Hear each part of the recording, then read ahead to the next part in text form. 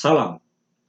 Setiap konflik antara Israel dan Palestina memanas lagi dan bahkan terjadi perang atau saling serang antara keduanya, beberapa tahun terakhir ini terutama di Indonesia akan muncul pernyataan atau pendapat yang mengatakan bahwa konflik itu bukan perseteruan antar agama atau konflik itu tidak bernuansa agama dan harus dibebaskan atau dilepaskan dari pemikiran bahwa itu adalah konflik antara agama, paling tidak antara Islam dan Yahudi, atau juga kemudian ditambah dengan Kristen. Kali ini saya akan berbagi pendapat mengenai konflik antara Palestina dan Israel. Pendapat atau pernyataan yang mengatakan bahwa konflik antara Palestina dan Israel bukan konflik agama memang dapat dibenarkan pada satu hal. Karena pendapat ini mungkin ingin mengatakan bahwa marilah kita melihat konflik antara kedua bangsa ini secara objektif. Paling tidak itu berguna bagi masyarakat di Indonesia yang sering melihat konflik itu dari perspektif agama. Karena memang ketika konflik Palestina dan Israel memanas lagi, maka di Indonesia misalnya akan muncul dua kubu yang saling berhadapan-hadapan. Yaitu kalangan tertentu di Islam akan menyatakan keberpihakannya terhadap Palestina, dan kalangan tertentu di Kristen akan menyatakan keberpihakannya terhadap Israel. Pendapat itu ingin mengatakan bahwa karena kita di Indonesia, maka dalam menyikapi konflik yang terjadi antara Palestina dan Israel, baiknya melepaskan emosi keagamaan. Tapi sesungguhnya jika kita meninjau konflik antara Palestina dan Israel dengan melihat sejarahnya, maka kita akan menemukan nuansa agama yang mendasari atau melatar belakangi konflik tersebut. Negara Israel memang nanti terbentuk tahun 1948. Tapi yang mendukung dan kemudian menjadi daya pendorong dari berdirinya negara Israel 1948 itu adalah Sionisme. Sionisme mengambil kata Sion, dan kata Sion ini sudah jelas memiliki hubungan keagamaan dengan agama Yahudi.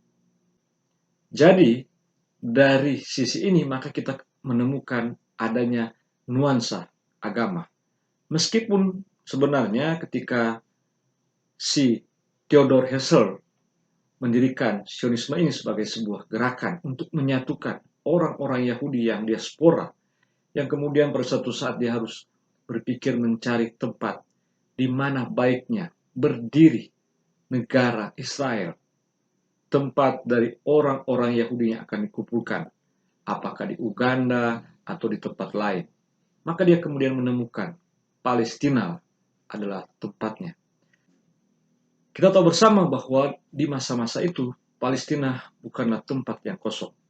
Di sana berdiam orang dengan otoritas politik dan kekuasaannya sendiri. Tapi kemudian akan semakin jelas bahwa ada nuansa agama dalam konflik Palestina-Israel ketika pada tahun 1987 berdiri sebuah gerakan yang bernama Hamas. Jelas, gerakan ini mengambil simbol dan semangat keagamaan, dalam hal ini Islam, yang Hamas ini sendiri membedakan dirinya dengan organisasi pembebasan Palestina yang sudah berdiri sebelumnya, tepatnya tahun 1964, yaitu PLO. Pemimpinnya yang terkenal yaitu Yasser Arafat. Bagi Hamas, PLO ini adalah sebuah gerakan sekuler, dan memang demikian adanya. Apa yang menjadi visi perjuangan gerakan dari PLO tidak terutama berkaitan dengan keagamaan, tapi pada upayanya untuk memperjuangkan kemerdekaan, kebebasan bagi Palestina yang sudah diduduki oleh Israel sejak tahun 1948.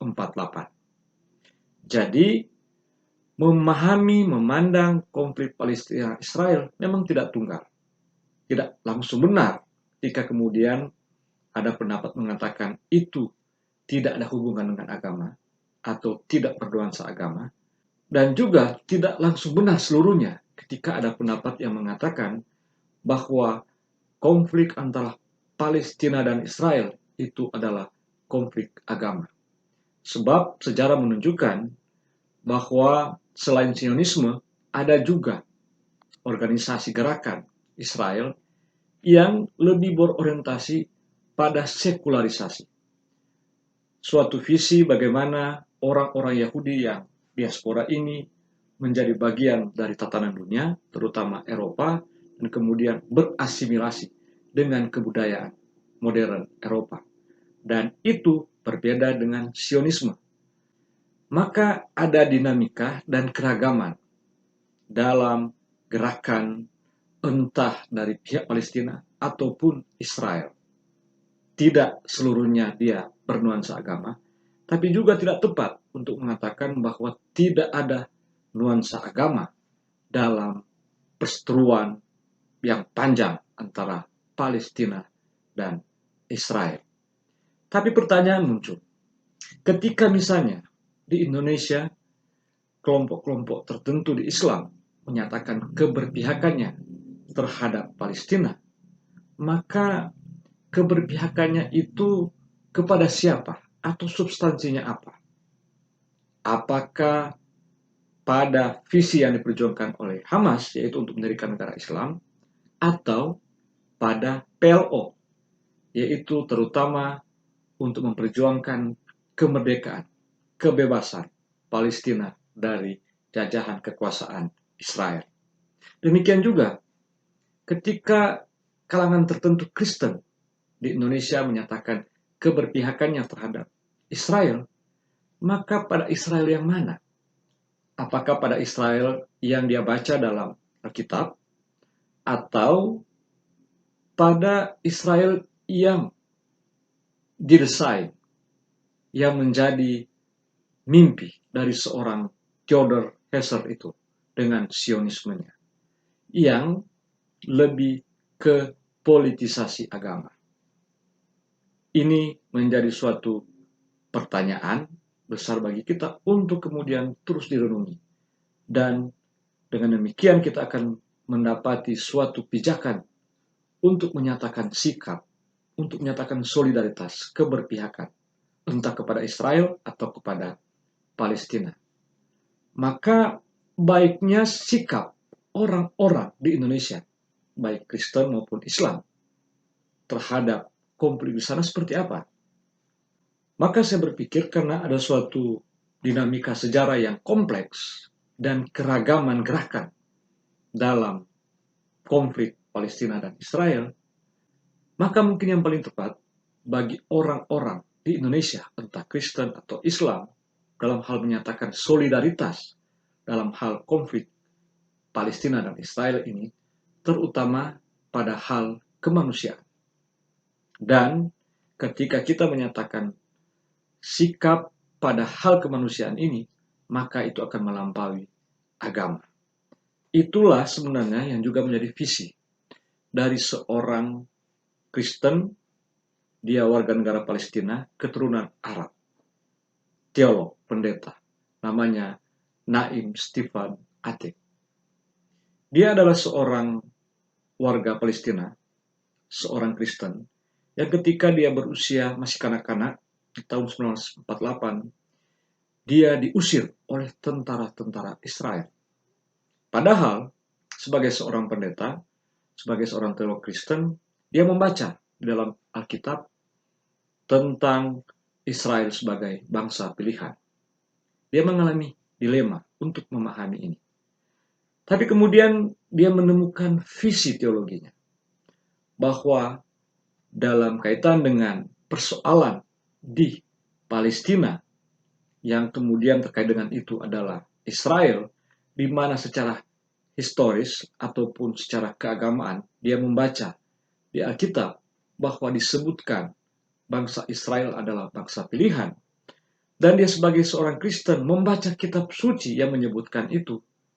Dia kemudian mengatakan bahwa persoalan Palestina dan Israel semata-mata adalah keadilan. Dan itu berkaitan dengan tanah. Di mana-mana tanah itu menjadi suatu hal yang penting. Karena di atas tanahlah semua manusia berpijak. Semua manusia hidup dan mengembangkan kehidupannya. Naim Stephen Atik ingin menawarkan suatu visi teologis yang melampaui dikotomi agama. Meskipun dia sadari bahwa ada nuansa agama dalam konflik itu. Sebab dengan kemudian dia mengatakan dia adalah seorang Kristen yang mengalami sebuah dilema identitas yang berlapis-lapis. Dia adalah pendeta yang bagi kebanyakan orang Palestina Arab yang Islam mungkin meragukan kepalestinaannya, tapi dia juga kemudian merasa dari segi silsilah dia adalah orang Arab. Dan dia adalah warga negara Palestina yang sudah jelas menyatakan keberpihakannya terhadap hak-hak Palestina. Tapi jika yang menjadi pijakannya adalah identitas yang sebenarnya itu adalah konstruksi, maka dia kemudian akan menemukan permasalahan.